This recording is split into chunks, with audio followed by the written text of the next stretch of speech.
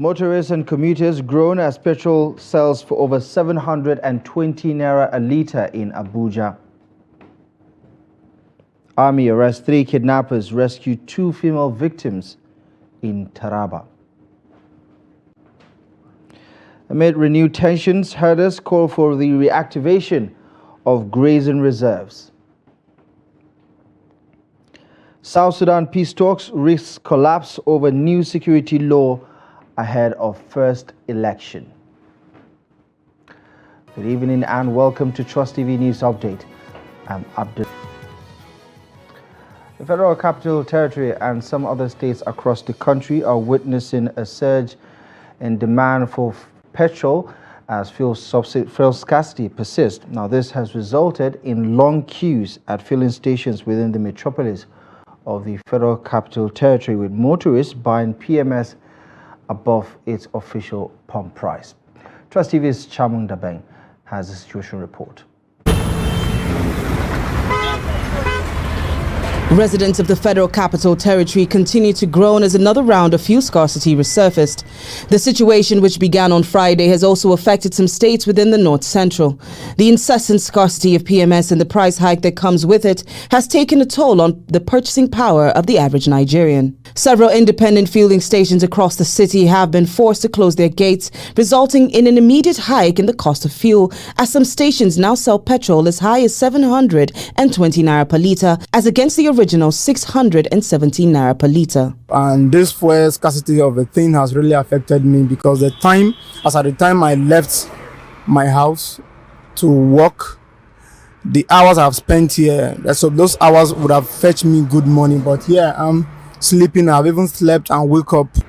In fact, it has been terrible. I've been here since morning. I'm supposed to be in the office now. I've been here since 10 o'clock. I can check the time now. This is like almost 3 o'clock. So it's not really nice at all. And to worsen it all, it's just one fuel pump that is selling in the filling station now. Coming from Katampe down to this Otako, from inside to Junction, even Okada would like to collect 400 naira, 300 per this thing, machine. Then getting to Junction, you enter 500 to here. Through and flow, you spend like 2,000 in a day. Even when I'm working, I'm coming from a very long distance. We have to trek some miles to cover up with, you understand, to cover just the money, you understand. So it's been a bad stuff for us. National Deputy President of the Independent Petroleum Marketers Association of Nigeria, Zarma Mustafa, says the scarcity is as a result of disruptions in the supply chain. There are some logistical and distribution hitches that brought about some drop in the arrival of petroleum product from the coastal depots to Abuja and other parts of the country. But with this development, I like to assure our citizens that this is just a temporary thing. Well, you know, our Nigerian roads today during rainy season is a hell. The roads are mostly bad, and it really hinders on efficiency in terms of deliverance of the product. Sometimes it takes a truck to 10 days to 15 days to come. While in dry season, a truck can load within 3 days and deliver to any part of the country. Nigerians are calling on the relevant authorities to address the regular scarcity of premium motor spirits and to put an end to the multiplier effects, such as high cost of transportation, food items, amongst others. Chamun Dabeng, Trust TV News, Abuja.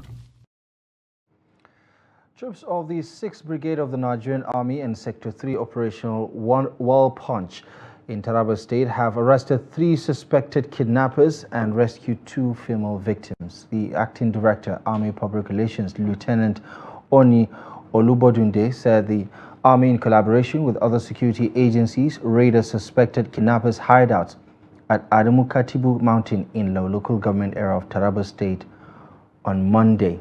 They arrested kidnappers, according to Olubonde, were said to be members of a notorious gang operating in the area. The suspects include 21-year-old Haruna Buba, Hassan Kakale, and Husseini Kakale. The rescued victims, according to Lieutenant Oni, are Hawa'u Alhaji Umaru and Asma'u Alhaji Umaru, who were abducted back just last week, July 7th. Now, the rescued victims were taken to headquarters of 6th Brigade in Jalingo, the Taraba State capital, for psychological and medical support, and were later handed over to their families. The National Security Advisor, Malam Nuribadu, has reunited the rescued children of Kaduna Judge Janet Gimbas with their family.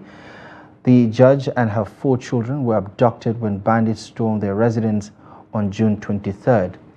The bandits freed her on Sunday and demanded the sum of 150 million naira ransom for the release of the remaining children, given a 3-day ultimatum. But in a statement on Wednesday, the judge's husband, Musa Gimba, said he is reunited with his 3 children who were rescued on Tuesday.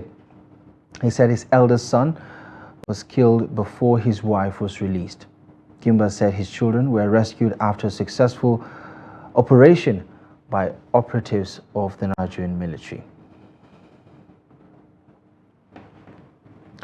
In other news, President Bola Ahmed Tinubu will meet with the organized labor in Abuja on Thursday to further discussions on a new national minimum wage for Nigerian workers. A top labor source says the president invited the leadership of the Nigerian Labour Congress and the Trade Union Congress to a meeting expected to be held at the Aso Villa in Abuja. The president is expected to make a decision on the 62,000 naira proposal by the government and the private sector, as well as consider the 250,000 naira demand by the organized labor. The Thursday meeting is coming about a month after the president said in his Democracy Day speech on June 12 that an executive bill on the new national minimum wage for workers would be soon sent to the National Assembly for passage. On June 23rd, the Federal Executive Council, chaired by the president, stepped down from consideration and deliberation on the memo for a new national minimum wage for more engagement with stakeholders.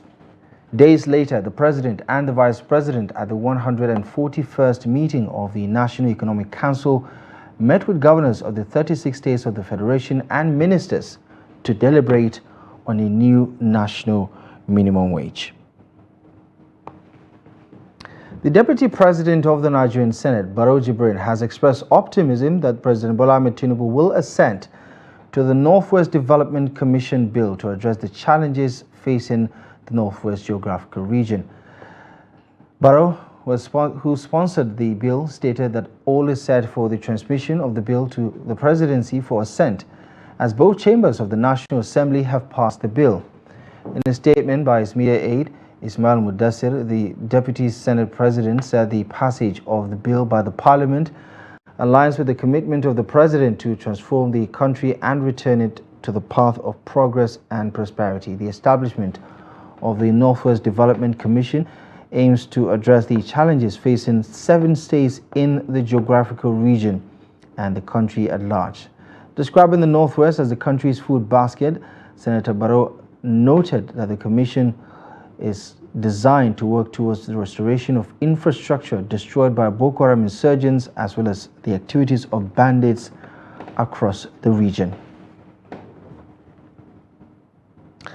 In other news, the national chairman of the All Progressive Congress, Abdullahi Ganduje, his wife Hafsat, and 6 others are expected to appear before a Kano State High Court on Thursday on charges bordering on alleged bribery as well as diversion and misappropriation of funds running into billions of naira.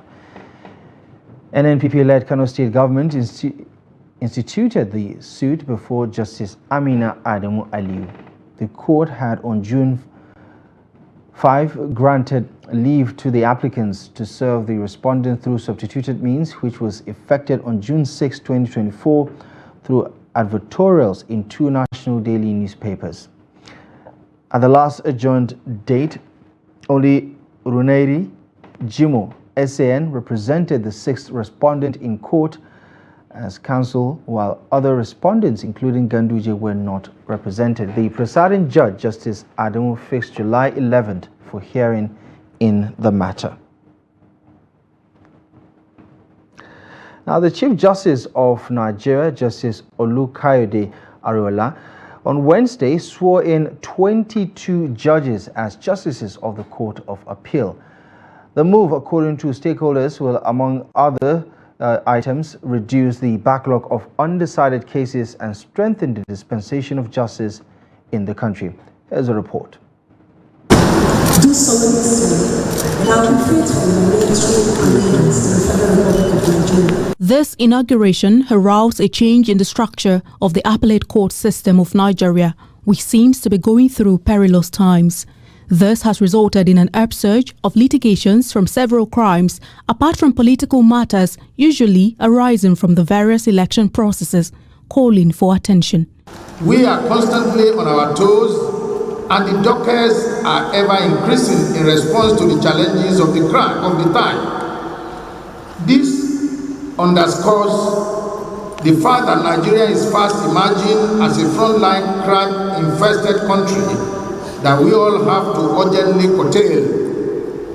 You must hastily fasten your belt and roll up your sleeves to face the challenges head on. For someone to have been elevated and be appointed to this level of the courts, I can assure you such a person must have undergone a lot of rigorous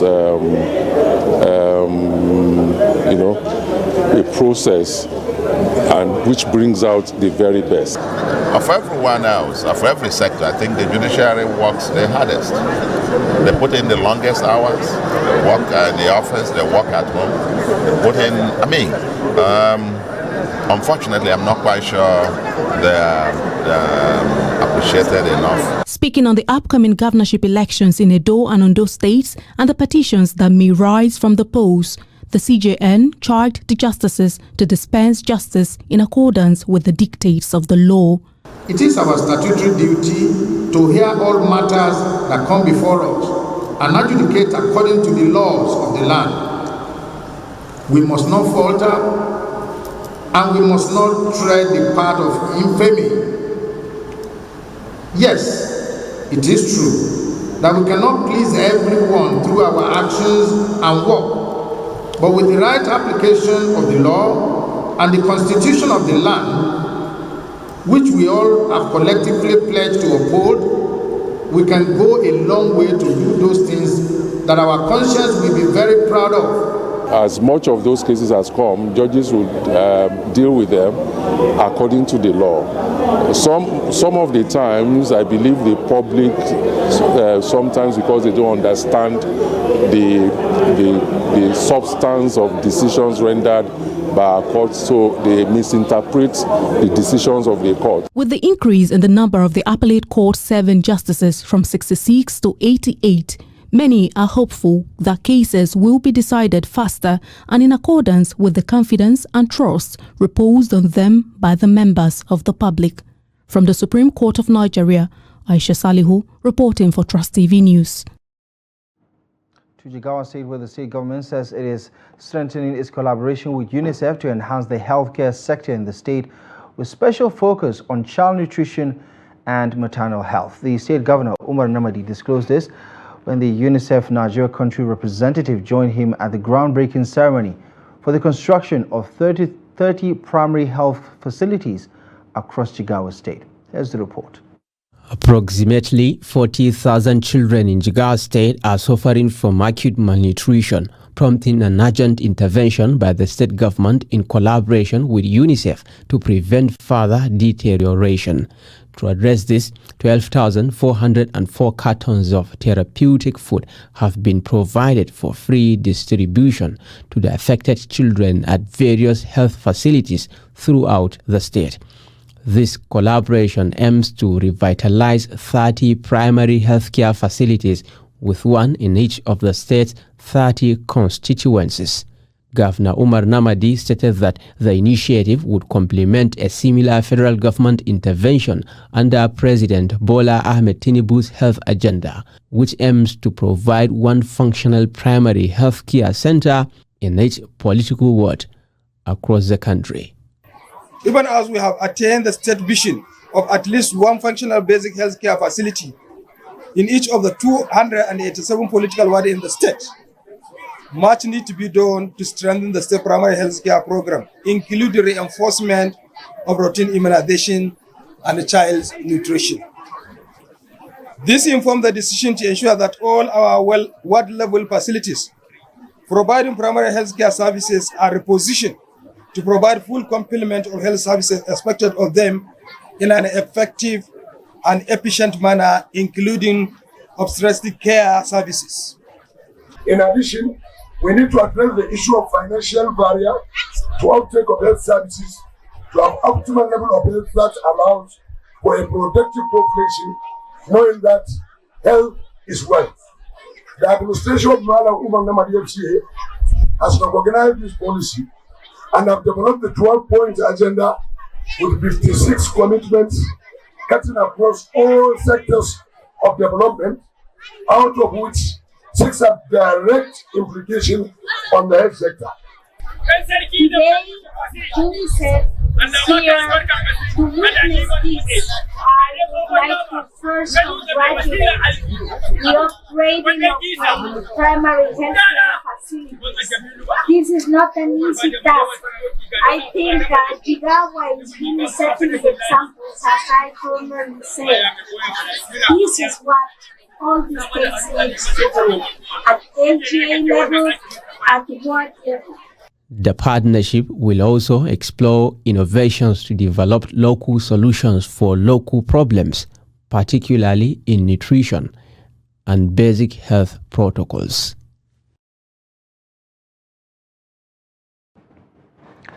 Now, 12 more state government-owned tertiary institutions have been onboarded into the student loan application pool, increasing the number from 36 to 48. Now, this was revealed by the management of the Nigeria Education Loan Fund in a statement signed by its head of media and public relations, Nasir Ayitogo, on Wednesday.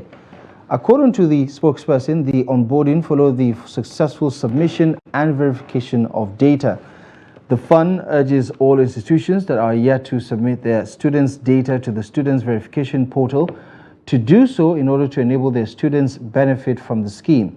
It also called on states whose data has been captured and successfully uploaded to urgently sensitize their students on how to apply. Now, farmers-herders clashes have been identified as major factors hindering agricultural and livestock development in Nigeria, and also leading to loss of lives and property.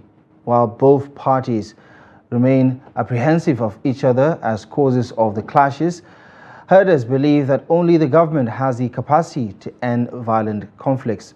Now, some herders in Gombe have given their points of view by stressing the need to create new grazing reserves or restore the old ones to create an enabling environment for their practices. Trust TV's Hassan Kooli visited a herder's hut in Akko local government area of Gombe State to file in this report.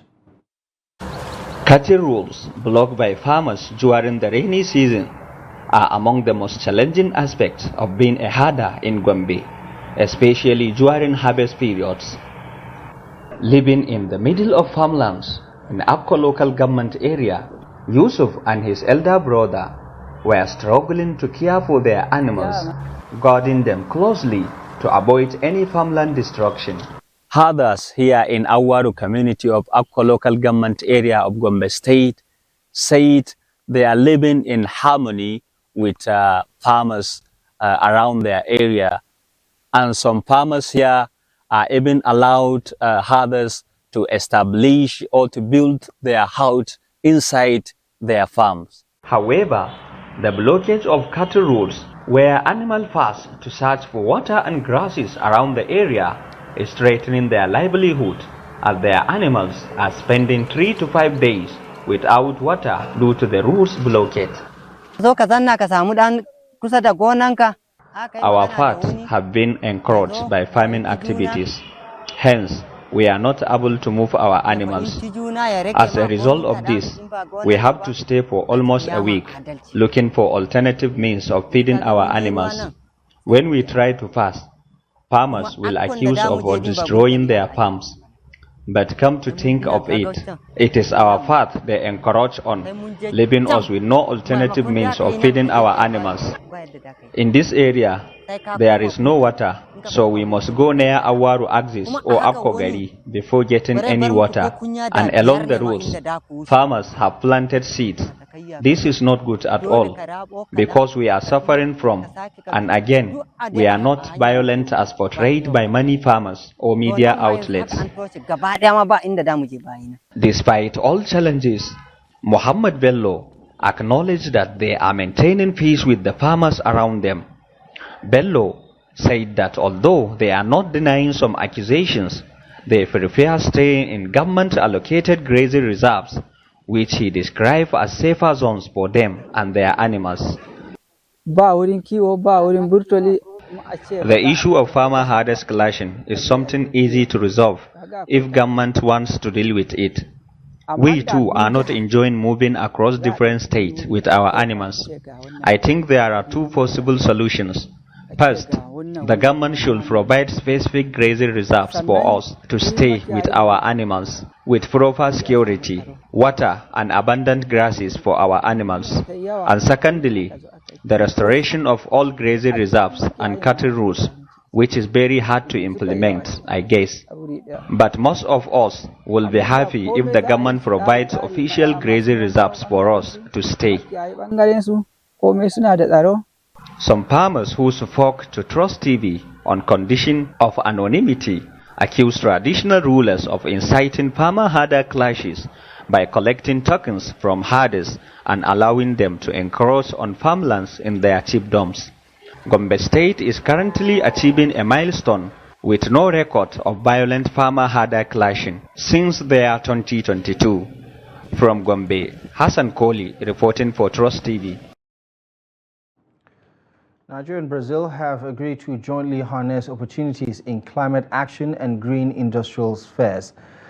Now, the resolutions were reached on Tuesday as Nigeria's Special Presidential Envoy on Climate Action, Ajurin Gilali, met with the Brazilian head of embassy, João Soares, in his office in the State House, Abuja. Both countries have agreed to stand as critically important allies in Global South as the most populous nations Africa and in Africa and South America. The Special Presidential Envoy also hosted the global CEO of a multinational corporation that plans to construct a full end-to-end cooking stove manufacturing facility in Ogun State. The new facility is an upgrade to the corporation's assemble-only plant in Kano State. This is in line with the government's resolve to support companies with clean finance incentives to empower Nigerians to create sustainable solutions for the future. On the international scene, South Sudan peace talks that almost reached completion face a stumbling block, with opposition groups demanding a newly passed bill allowing the detention of people without an arrest warrant scratched out in order to sign a proposed agreement. Kenya has been hosting high-level meetings since May between government representatives and rebel opposition groups who were not part of a 2018 agreement that ended a 5-year civil war, leaving about 400,000 people dead and millions displaced. Despite the agreement, violence often erupted in the country of about 9 million people. Pagan Amum Okiesh, negotiating on behalf of the South-South Opposition Movement Alliance, says on Tuesday that it would be, quote, meaningless to sign any agreement if the draconian National Security Act is signed into law by the President. Last week, Parliament voted in favor of the 2015 bill, with President Salva Kiir expected to approve it within 30 days for it to become law. This comes ahead of the country's first ever election billed for December 2022. As part of measures to put the team in shape, the Nigeria Football Federation has lined up a tune-up game for the Nigeria Women's Under-17 team, the Flamingos, ahead of the Women's World Cup. The Flamingos qualified for the competition after overcoming their counterparts, Liberia. Reports from the NFF shows that the Flamingos are set to face Mexico in an international friendly game ahead of the tournament. For the competition, Nigeria is drawn in Group A alongside New Zealand, Ecuador, and host the Dominican Republic. Well, that's all the news for now. Check back a little later at 9 for more news updates. For now, do well to follow us across our social media platforms. We're available on Instagram, Facebook, TikTok, and also visit our website, trusttv.com, for the latest news and documentaries. My name is Abdullahi Ahmed. Thank you for watching.